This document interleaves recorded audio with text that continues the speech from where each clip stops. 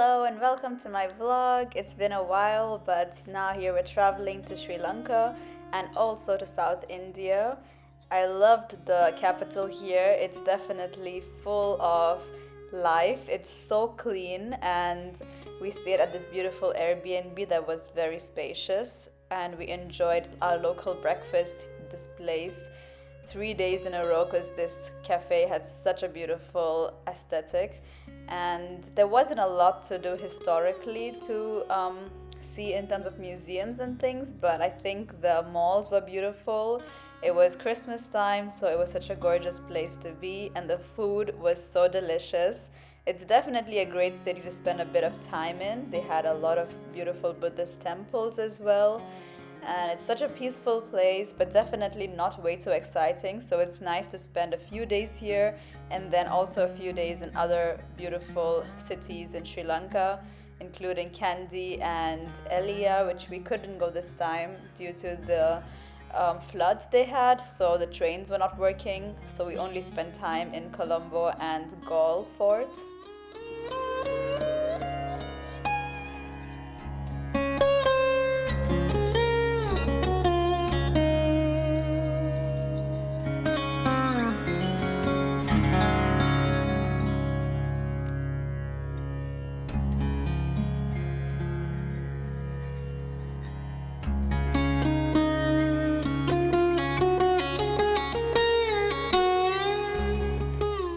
The very next day, right after breakfast at our favorite spot, we headed to Galle, which is about an hour or two south of Colombo.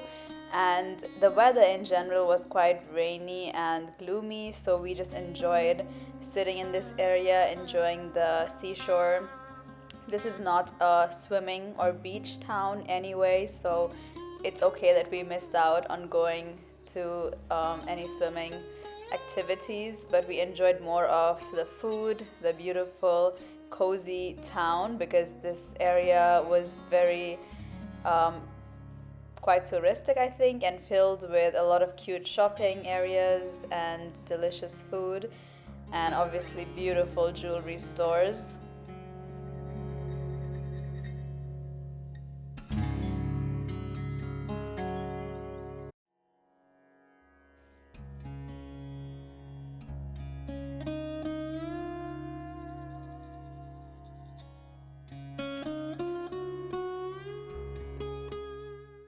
The highlight of our trip was definitely this beautiful hotel we stayed at. They had the most delicious breakfast and the most hospitable staff, and even on gloomy days, the nicest part was to just relax in our room by the balcony to enjoy the view and just have this all-inclusive experience.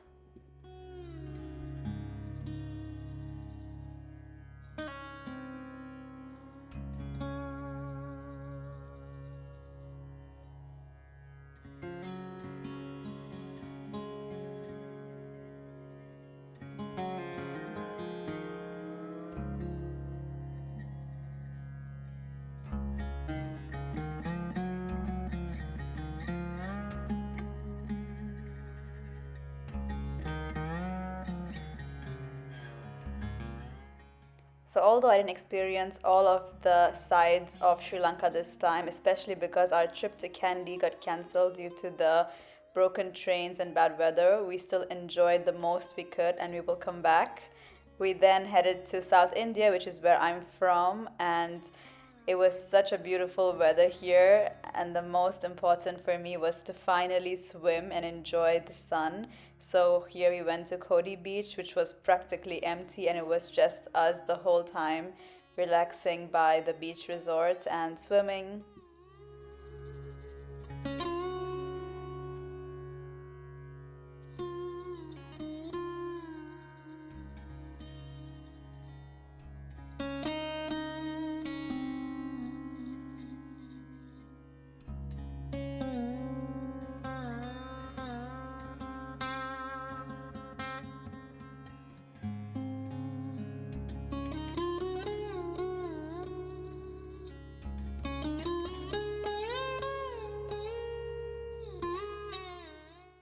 There were so many cool birds in this area, and I really enjoyed bird watching during our biking trips. This place also had a lot of activities in general. We did also play badminton, we had cards, and this resort was kind of all inclusive with the food and a lot of stuff to do, so you're never really bored, even if it's a very quiet and isolated place.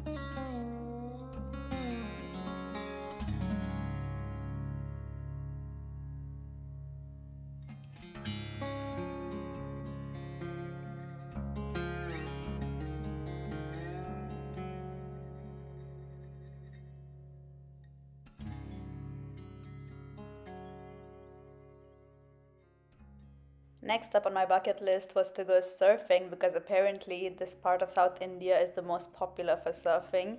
So we took this bus, and the road to the area is really crazy. So you wouldn't expect to have the views you get to have later. But this was a place called Thottam, which is very near the overcrowded Malpe beach. So when you enter, it looks like the whole of India is at this beach. But it gets better if you just walk 20 minutes down this path, and it's a lot more empty. Here I tried my first surf lessons. It was around 3 days in total, and it was such a good first experience. I was very nervous, although I know how to swim, but it was such a cool class. We were around 10 people, and the trainers were really excellent. We had a great time.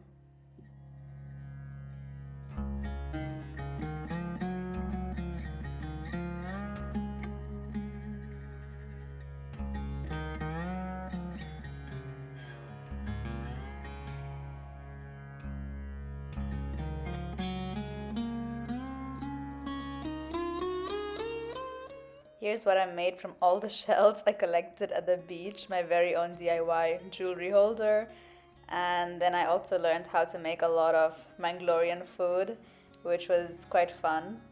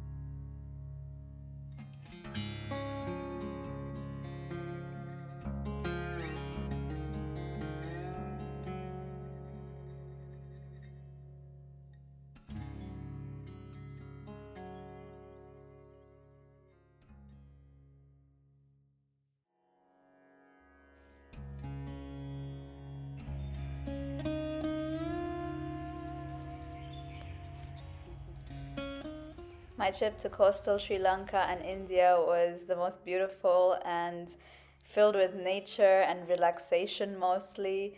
And I can't wait until next time. Thank you for watching.